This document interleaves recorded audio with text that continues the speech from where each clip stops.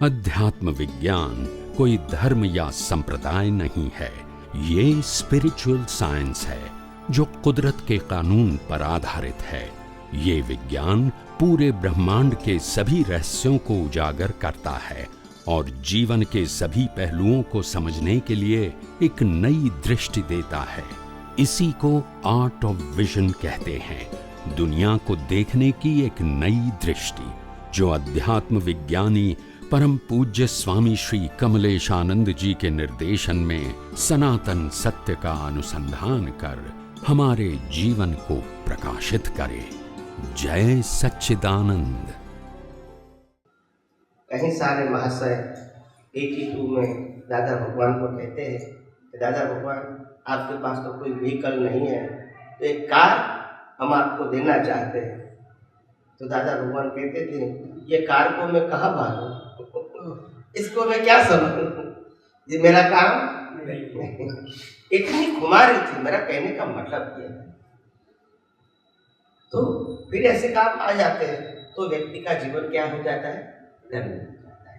ये मैंने अपनी खुद की आंखों से देखा है कि कितना तनाव महसूस करते हैं, कितना संघर्ष हुआ, और इस काम के लिए अंदर अंदर भी कितना संघर्ष हुआ। ये सब कुछ मैंने अपनी आंखों से देखा है। और इसीलिए ये बात करना इसीलिए इम्पोर्टेंट है कि महापुरुष इसमें नहीं पड़ते। उनका एक ही काम है, जो अनुभव है, जो अनुभव हुआ है, वो दुनिया को दिखाने का। बस दुनिया माने ना माने मेरा इंटरेस्ट नहीं है, मैं बांटने के लिए आया हूँ, बेचने के लिए नहीं आया। खत्म हो गई बात। मैं अपने आध्यात्मिक में क्या कहता हूँ, मेरा काम बांटना है, दुनिया को स्वीकार करना न करना वो मेरा विषय नहीं है। मैं दुनिया के अंदर अपना रोल अदा करने के लिए आया हूँ। कितने लोग सुनते हैं, कितने लोग स्वीकारते हैं, कितने लोग समझते हैं ये मेरा विषय नहीं है, मगर मैं जहां जहां जाऊंगा ये आध्यात्म विज्ञान को बांटता रहूंगा। समझ में आया?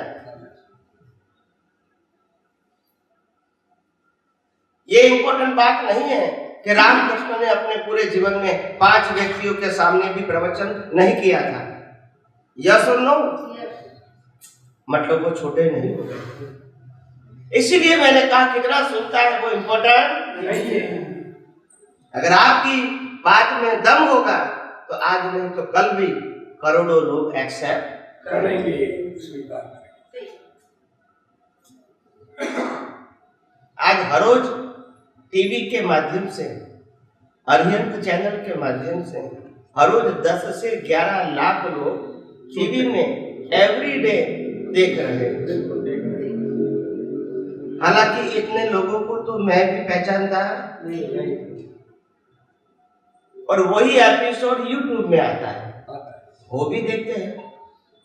और जितने जितने सत्संग रिकॉर्डिंग होते हैं वो भी यूट्यूब में करीब करीब 5000 से ज्यादा वीडियो 2 घंटे की यूट्यूब पर, और 2200 से ज्यादा एपिसोड भी यूट्यूब में। यानी किताबें भी बहुत छप चुकी है। क्या बताया? अभी ही हिंदी की किताब का जो उद्घाटन हुआ था यहाँ अलवर में हुआ था, उसी किताब रीप्रिंट होके 1000 किताब अहमदाबाद में छपी। समझ में आया? और वो भी नए कलेवर के साथ, और हजारों लोग अपनी अपनी भावनाओं को व्यक्त करते हैं। मगर मैंने कहा मेरे जीवन में न मंदिर का प्रोजेक्ट है, न संस्था का प्रोजेक्ट है, न गुरु शिष्य का प्रोजेक्ट है, और न ही वरघोड़ा का प्रोजेक्ट है। पूरी लाइफ के लिए नहीं है। क्या बताया? ये मेरा सब्जेक्ट नहीं। मैं आध्यात्म विज्ञानी था, हूँ और रहूंगा, और उसी की बात करता रहूंगा। उसमें शिष्य बनाने का प्रावधान नहीं है, विज्ञानी बनाने का प्रावधान है, शिष्य बनाने का नहीं। धर्म के अंदर गुरु शिष्य हो सकते हैं, विज्ञान में गुरु शिष्य नहीं होता है। जो भी विज्ञान जिसको प्राप्त होता है वो दूसरे को विज्ञान बताते हैं। इसको विज्ञान का ही अनुभव करना होता है, विज्ञानी के मन वचन काया का अनुभव नहीं करने का होता है। और गुरु शिष्य तब होता है जब गुरु अपने पास से कुछ देता है, या विज्ञान में तो कुदरत का था, है और रहेगा, वो विज्ञान मैं आपको बांट रहा हूँ। ये मेरा विज्ञान नहीं। समझ में आया? इसीलिए सदियों से लोग भारतवर्ष के अंदर ऐसे विज्ञान के लिए भारतवर्ष में भ्रमण कर रहे थे और ऐसे पुण्यशाली लोगों के लिए ये विज्ञान अपने आप खुला है। और वैसे नॉर्मली ये विज्ञान कलयुग में होता नहीं है। अनुभवी पुरुष होते हैं मगर विज्ञान को पेश करना पब्लिक के सामने सभी के लिए ऐसा वो संजोग लेकर नहीं आए। मगर कुदरत ने हमको ये निमित्त बनाया ये विज्ञान बताने के लिए, और विज्ञान दुनिया के सामने पेश हो रहा है। आज हजारों साधु संत और सन्यासी, हजारों मोटिवेशन वाले और हजारों प्रवचनकार आज कुदरती कानून और कुदरती रचना की बात करते हैं। जो पहले जिंदगी में विज्ञान शब्द नहीं बोले थे वो धर्मगुरु आज विज्ञान शब्द बोल रहे हैं अपने प्रवचन में। सुनना है तो टीवी में देख लेना। मैंने देखा, उसमें देखा मैंने तो वो भाई पहले 25-30 साल से वो प्रवचन करते थे, कभी विज्ञान शब्द का यूज नहीं किया और अभी 4-5 साल से वो कर रहे हैं। ये भी आप देख सकते हैं। बिल्कुल। तो ये विज्ञान का पावर है, मेरा पावर नहीं।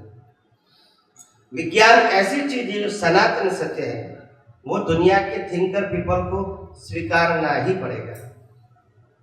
अगर नहीं स्वीकारेंगे तो दुनिया उनको एक्सेप्ट नहीं करेगी,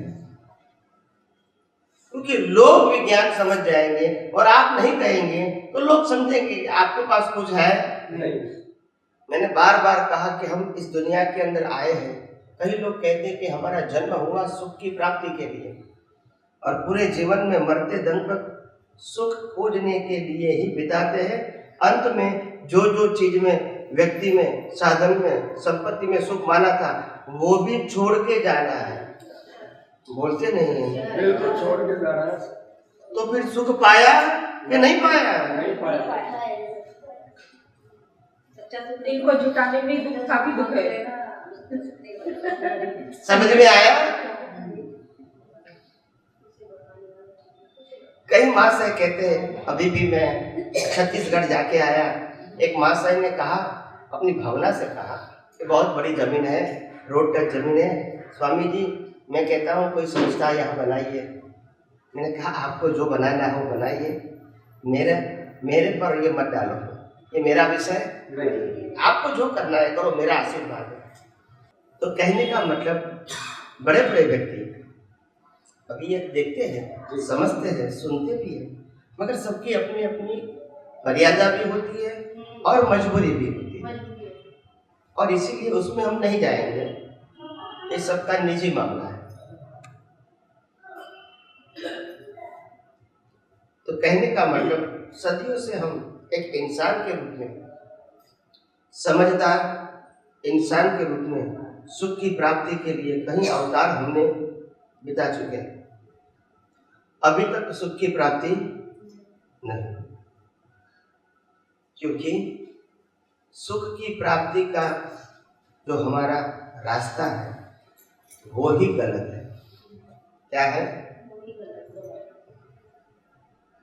सुख की प्राप्ति का रास्ता ही गलत है, और इसीलिए मेहनत तो करते हैं और क्षणिक सुख भी मिलता है, क्षणिक सुख भी मिलता है, फिर भी वो भी छोड़ना पड़ता है। क्या है? छोड़ना पड़ता है, या तो छूट जाता है। मनपसंद व्यक्ति मिली फिर चली गई, पति के रूप में, पत्नी के रूप में, माँ बाप के रूप में, बच्चा बच्ची के रूप में, मित्र के रूप में, पड़ोसी के रूप में मिले और यानी भगवंतों ने फरमाया है सुख केवल आत्मा का ही स्वभाव है और वो अंदर है, बाहर नहीं है। और बाहर जितना भी सुख ढूंढने जाओगे भटकना ही पड़ेगा, मिलेगा नहीं। बच्चे में सुख माना, बच्चा छोड़ के चला गया। बच्चे में सुख माना, बच्चे भी छोड़ के, माँ बाप में सुख माना, माँ बाप भी छोड़ के, अच्छे अच्छे मित्र में भी फ्रेंडशिप बनाई और हमको लगा कि हम सुखी है, वो भी चली गई। क्या करें? यस और नो? यस। हमने अपने शरीर में सुख माना, मगर जवानी भी चली गई। बोलते नहीं है, चली गई साहब। क्या करें? उनका स्वभाव ही जाना है।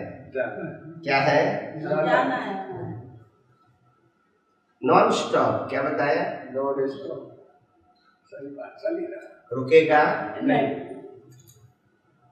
तो इसीलिए आध्यात्म विज्ञान जो कुदरती कानून के ऊपर आधारित है, वो जीवन के सामाजिक, धार्मिक और आध्यात्मिक सभी प्रश्नों का वो परमानेंट सॉल्यूशन देते हैं।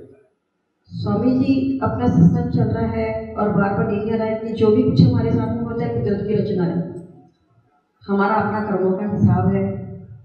और ये चीज समझ में भी आने लगी है, कुछ जागृति भी रहती है, कुछ परसेंट, आई मीन 1% और 0.1 समथिंग। पर कभी कभी ऐसी मोटी फाइल सामने आती है, स्ट्रॉन्ग फाइल, उस समय हम लोग कैसे एडजस्ट करें?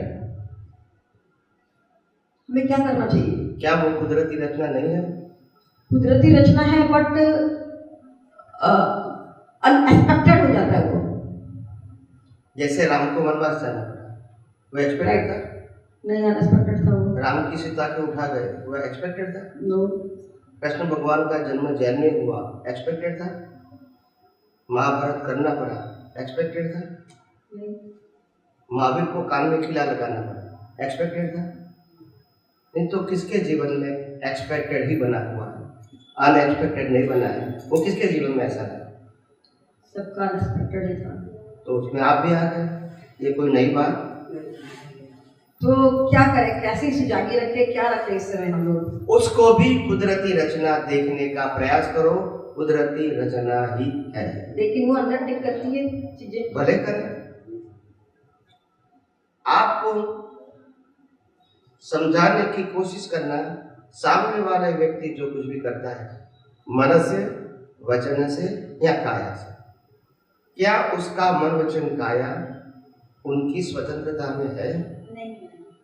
या हो सकता है? तो फिर वो करता है, वो हमको पसंद नहीं, वो बराबर है, मगर उनकी स्वतंत्रता हो सकती है। यही तो कुदरती रचना है। बुद्धि से ऐसा लगता है, क्योंकि हमको स्वीकार नहीं होता है, तो हमको लगता है कि ये व्यक्ति बार बार ऐसा करता है, जानबूझ कर करता है, ऐसा लगता है, मगर ऐसा होता नहीं है। समझ में आया कि नहीं आया?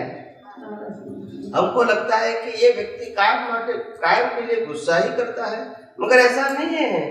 बाहर जाके कई लोगों के साथ प्रेम भी करता है, बोलते नहीं है। एक ही व्यक्ति, दूसरे नहीं। हाँ, होता है। घर में पैसे देने में कमजोरी करता है और बाहर जाके दान भी देता है, एक ही व्यक्ति। घर में हर रोज फरियाद करने वाला व्यक्ति बाहर जाके दूसरे की प्रशंसा भी करता है, एक ही व्यक्ति। क्योंकि जिनके साथ जैसा हिसाब होगा ऐसा ही निकलेगा। समझ में आया कि नहीं? 100% समझ में आया। और कोई रास्ता?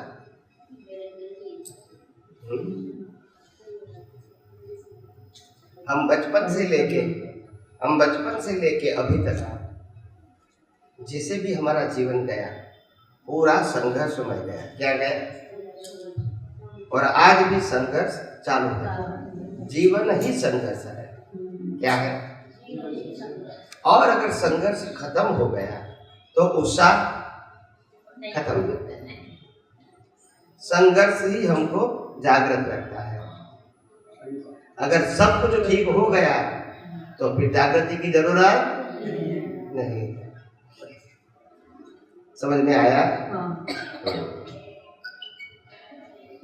ये हमारे साथ शशिकांत जी रहते हैं, तो उनको मालूम है रात को 10 बजे, 11 बजे, 12 बजे, 2 बजे दोपहर को सोता हूँ तो भी फोन आता है, तो उत्तर देना पड़ता है। कि रामचंद्र जी और कृष्ण जी और ये दादा भगवान, ये जन्म से ही भगवान थे या बाद में भगवान बने? यदि जन्म से थे तो हमें क्यों शिक्षा दी जाती कि हम भगवान बने, और यदि हम बाद में बने तो उन्होंने ऐसा क्या किया और कब भगवान बने कि वो भगवान बने या नहीं? ओके, क्या तीनों भगवान हैं या नहीं? बराबर। दूसरा कर दो हाथ मार दी। नहीं। क्या एक बस छोटा सा बोलिए। क्या महावीर भगवान को गर्भ के अंदर केवल ज्ञान हुआ था? केवल ज्ञान पेट में हुआ था? आपका प्रश्न मैं सुन रहा हूँ। हाँ, प्रश्न यही उत्तर दूंगा तभी कहूँगा। हाँ नहीं, ये मैं सुन रहा हूँ जी। जय सच्चिदानंद।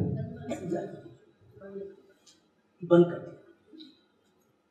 सबसे पहली बात यह है, हमारे भारतवर्ष के अंदर मैंने कहा कलयुग आने के बाद लोगों के अंदर एक प्रकार की धार्मिक स्वार्थ के कारण, सामाजिक स्वार्थ के कारण और कहीं लोगों का व्यक्तिगत स्वार्थ के कारण ऐसी भ्रमणा फैलाई गई और बाद में वो भ्रमणा ही लोग सच मानने लगे हैं।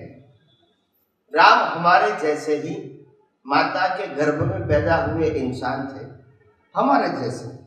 हम भी अपनी माता के कुख में पैदा हुए, हम भी अपने कर्म के फल स्वरूप पैदा हुए, वो भी अपने ही कर्मों के फल स्वरूप पैदा हुए थे, अपनी मर्जी से नहीं हुए थे। और पैदा होते ही क्योंकि बहुत हाई लेवल का अनुभव ज्ञान लेकर आए थे। जैसे जैसे समय बीतता गया जीवन का, वैसे वैसे संपूर्ण ज्ञान खुला हो गया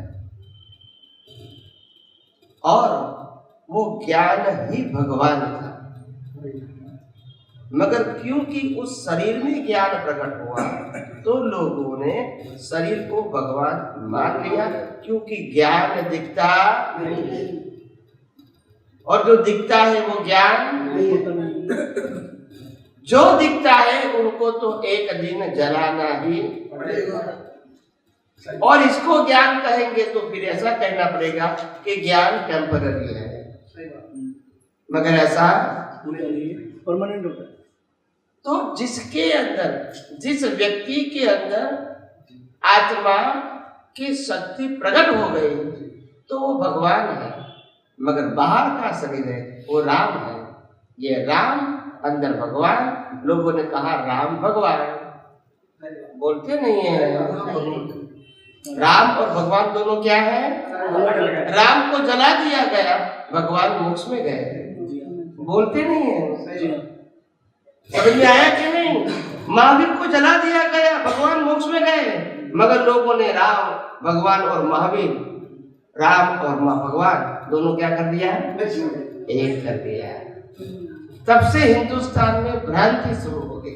क्या हो गई? और प्रवचन करने वाले, कथा करने वाले, उपदेशक, धर्म गुरु भी पाठ पर से उसी को ही भगवान मानने लगे और मनाने लगे। फिर आम जनता के बस की बात नहीं है, वो उससे बाहर निकले। समझ में आया? वो उनके सोच के बाहर निकला। ज्ञान अलग चीज है और शरीर अलग चीज है।